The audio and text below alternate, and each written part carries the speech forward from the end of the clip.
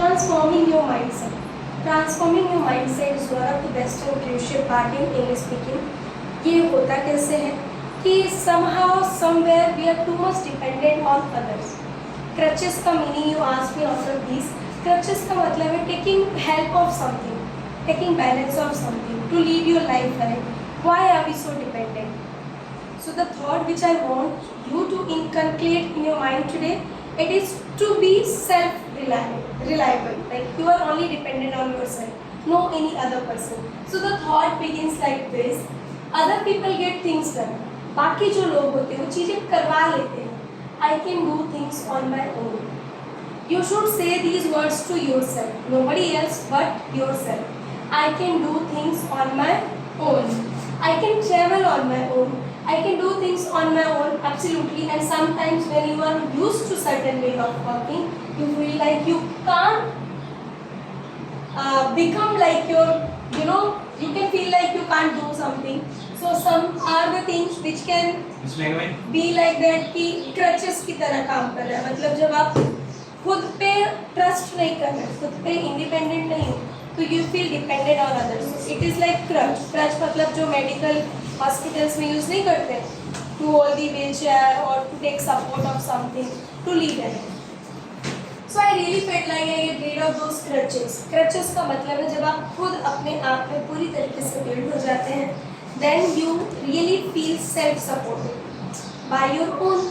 And that is one of the best way to transform your mind instead of being dependent. Like I have heard an interview of Prime Minister Narendra Modi, जिसमें वो ये कहते हैं कि वो अपने काम किसी से नहीं कराते, वो अपने बेसिक काम भी किसी से नहीं कराते, कि पानी ला के दे दो, खाना मुझे सर्व करो, हाथ धुला के दो. And these facilities are given to him, but he doesn't take. खुद के काम खुद करना, खुद के इमोशनल जो चीज़ें हैं, जो आपकी फीलिंग्स हैं, खुद के हैप्पीनेस और सैडनेस के खुद रिस्पॉन्सिबल रहो. मतलब to handle your mental state positive. या you should not be dependent on any other things. That's it. This is what it means. इसको बेसिकली आपको स्पीकिंग फॉर्म में क्लास में confidently in your own style and way you have to represent and speak to. ठीक है. Now we will be moving to winter idioms. Winter idioms होते क्या हैं? Actually, usually I and my friend we communicate and she says, you know that my new school co-teacher, her behavior was very cold. Cold means what? बहुत rude सा, अजीब सा. So what does cold stand for? Cold का मतलब तो हमें सर्दी पता है. तो English में winter के idioms के क्या uses है? That we are gonna do over here. ठीक. Snowed under. Snowed under मतलब overwhelmed with too much work or responsibilities. Snowed under का मतलब है कि काम तो बहुत सारा है, responsibilities भी बहुत सारी है, but आप उस पर सब burden नहीं ले रहे हो. You are happy about that. Like I am overwhelmed or I am snowed under lots of work which I do throughout my day. Okay? तो ये ऐसा वाला snowed under है जिसमें आप बहुत खुश है कि आपके पास बहुत सारे काम और responsibilities हैं. So the sentence which we can see, I can't go out tonight and I am completely snowed under with work. अगर कोई skip कर रहा है बाहर जाने के लिए, मतलब वो अपने काम से खुश है, वो बाहर खुद से नहीं जाना चाहता है, तो ये वो वाला काम है. ठीक है. snowed under मतलब being under some of the responsibilities जिसके लिए आप grateful हो और खुश हो. overwhelmed का मतलब है खुश होना, ये emotional हो जाना. like next we have walking on thin ice. Doing something risky, like I went to midnight somewhere and it is too risky. Dogs are barking, no one is there, and the night is too dark. Oh my God, why did I step out? So it's like I'm walking on thin ice today. So this is doing something risky. And for doing something risky, you might be thinking, Miss, ये वाकई में English में use होता है क्या? कहीं पे absolutely use होता ही है. These are advanced phrases which you need to know and speak it. Okay? Like if I'm starting a business and I'm good in teaching field, but if I start a business of pani puri, वो vendors होते ना कि चलो आज ये वाला business चालू कर, चला ही नहीं. मुझे तो पहले से पता था नहीं चलेगा. I chose to walk on the thin ice. Correct? मैंने वो रिस्क लेना पसंद किया. Right? Next is, we have an example of that. You are walking on thin ice by coming to work late every day. तुम बहुत risk ले रहे हो अगर ऑफिस वगैरह में वर्क पे आप लेट जा रहे हो, रेट मार्क लगेगा, पनिशमेंट्स मिलेगी, क्या पता निकाल दिया जॉब से. Break the ice to start a conversation in social setting. Break the ice मतलब कि कुछ अलग करना, सोशल सेटिंग्स पे कोई कन्वर्सेशन करना, सामाजिक चीज़ों पे, जैसे कि telling a joke is a great way to break the ice at a party. Party में जोक मारना, कुछ ऐसा करना जो थोड़ा अलग हो, ठीक है. Breaking the ice, I am breaking the ice. जैसे पार्टी में आप गए, सब लोग ड्रिंक कर रहे हैं, आप पानी पी के आ गए, you broke the ice. Okay, समझा. सोशल सेटिंग्स को क्या करना, पूरी तरीके से डिस्ट्रॉय कर देना. Next we have to left out in the cold. ये तो इंग्लिश मूवीज़ में मेरे बच्चों की जो टेक्स्ट बुक होती है, पोम्स वगैरह होते हैं, उसमें मेंशन रहता है. इसका मतलब है टू बी इग्नोर्ड और निकाल दिया जाना. To be left out in the cold का मतलब होता है इग्नोर कर दिया जाना या तो निकाल दिया जाना. मीनिंग जैसे she left out in the cold when they didn't invite her in the party.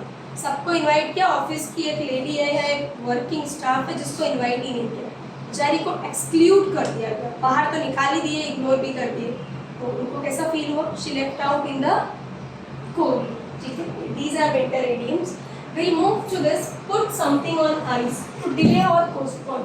किसी भी काम को टालना, on time नहीं करना, postpone कर देना. जैसे मैंने आपको कहा, I'll be taking a lecture on Friday, but I postpone it for next Friday.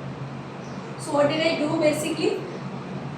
Put something on ice. मतलब मैंने कोई चीज़ hold पे रख दी. जैसे let's put the project on ice until we have more resources. कोई भी प्रोजेक्ट है जिस पे बहुत ज़्यादा रिसोर्सेज नहीं मिल रहे, तो उसको हमने कैसा रख दिया, होल्ड पे रख दिया, ये पोस्टपोन कर दिया. We will do it later on, क्योंकि अभी we don't have resources. Snowball effect मतलब ये कुछ बुरा हो जाना. अरे ये एक मेरे बीएड की बुक में भी था. So there was a topic where it was written snowball effect. Snowball effect का मतलब है happening something worse, like a situation that quickly grows bigger or worse. Something example, the small mistake turned into a snowball effect, causing major problems. एक छोटी सी गलती, अभी plane crash हुआ था, it was a snowball effect. A small mistake caused big issues, and that took lives of so many people that we are responsible of. So it is nothing but a snowball effect, which can be. These are snowball effect. अगर geography पढ़ा होता तो पता होगा. In geographical terms या higher education में ये advance English हमें भी देखने मिलती है. In my higher education as of now बच्चों की बुक में है नहीं है, I don't have much idea about it. Text book में जो स्टोरीज होती हैं, पोम्स होते हैं, वहाँ दिया रहता है. स्टोरीज में बहुत कम, पोम्स वगैरह में these are the things which are introduced, and उनको फिर उसकी मीनिंग वगैरह लिख के मिलती है अलग से. Next, we'll go cold shoulder, to ignore someone or treat them in an unfriendly manner. Like I'm not interested in any of my friend, and she is coming to me, and I'm not feeling like to talk. So I gave her a cold shoulder. Still, she is talking to me. You know, मैंने उसको ignore किया, I didn't pay attention to her. Still, she is talking to me. What does it mean? I'm giving her totally cold shoulder. मतलब मैं उनको अच्छा treat नहीं कर रही हूँ. I'm treating her in unfriendly way. So he gave me the cold shoulder. After that argument, आपकी किसी से argument हो जाए, आपको बड़ा cold shoulder मिलता है, चाहे वो parents हो या friends हो, to get that. Tip of the iceberg, a small part of much larger issue or problem.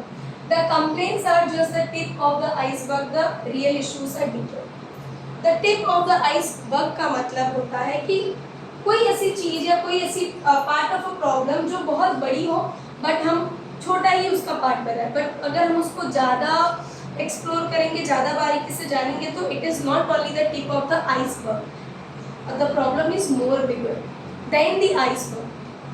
जैसे कोई बोले अरे ये तो छोटी बात है, you can say no, this is not an iceberg, it is bigger than you can think. So these are the idioms which are used in foreign countries movies, in their conversation, in their speaking.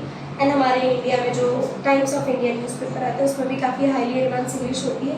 So I hope you involve and include this in your English speaking day to day life. That will make you to sound more better and more professional in an English language. I hope आप दोनों को भी ये topic नए lecture में